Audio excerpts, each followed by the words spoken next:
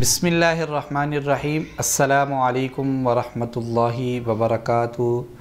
قال اللہ تعالی فی القرآن المجید والفرقان الحمید، یا ایہا الذین آمنوا کلوا من طیبات ما رزقناکم واشکروا للہ ان کنتم ایاہ تعبدون۔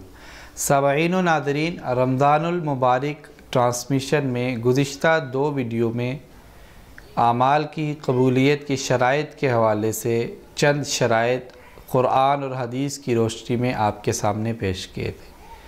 آج کی اس ویڈیو میں انشاءاللہ العزیز اعمال کی قبولیت کے لیے ایک اہم شرط اور آخر پر ایک اہم طریقہ آپ کو اعمال کے قبول کروانے کا پیش کیا جائے گا۔ سب سے پہلے میں آپ کے سامنے شرط پیش کروں گا۔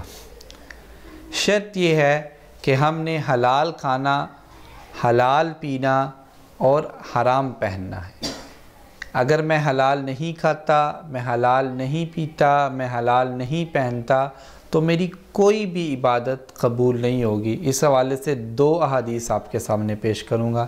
پہلی حدیث جس میں رسول اللہ صلی اللہ علیہ وسلم نے ارشاد فرمایا، اگر ایک انسان ایک حرام کا لقمہ کھا لیتا ہے، اللہ تعالیٰ 40 روز تک اس کی کوئی عبادت قبول نہیں کرتے۔ اور ایک اور حدیث جس میں نبی صلی اللہ علیہ وسلم نے فرمایا، ایک انسان دور دراز کا سفر کر کے جاتا ہے اور اس کے چہرے بھی غرد و غبار سے بھر جاتا ہے اور اس کے کپڑے بھی بھر جاتے ہیں، اور وہ جب دور دراز جاتا ہے تو اپنے ہاتھوں کو اٹھاتا ہے، یا رب، لیکن اس کا کھانا، اس کا پینا اور اس کا پہننا اور اس کا پینا یہ سارا حرام کا تھا، اس کی پرورش حرام کی ہوئی ہوگی۔ تو اللہ تعالیٰ جب وہ ہاتھ اٹھائے گا، دعا کرے گا، تو اللہ تعالیٰ ایسے بندے کی دعا بھی قبول نہیں فرمائیں گے۔ تو اس لیے ہم نے اپنا کھانا، اپنا پینا، اپنا پہننا ہمیشہ حلال کا رکھنا ہے۔ حرام امور اور حرام کھانے پینے اور پہننے سے ہم نے اجتناب کرنی ہے۔ آخری گزارش، آپ جب بھی نیک عمل کریں، آپ جب بھی کوئی اچھا کام کریں، آپ اللہ تعالیٰ سے دعا کیا کریں کہ اللہ تعالیٰ ہمارے اس نیک عمل کو اپنے حضور شرف قبولیت سے نواز۔ اس حوالے سے انبیاء علیہ السلام کے واقعات قرآن میں ملتے ہیں۔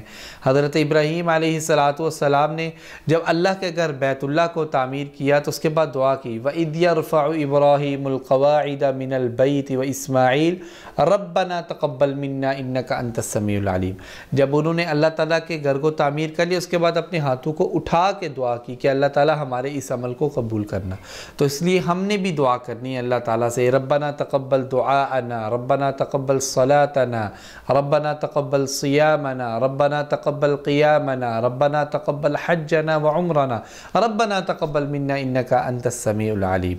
میری اس ویڈیو کو لائک اور شیئر ضرور کیجیے گا، اور رمضان المبارک ٹرانسمیشن میں میرے ساتھ رہیے گا، ہر روز ایک نئے پیغام کے ساتھ۔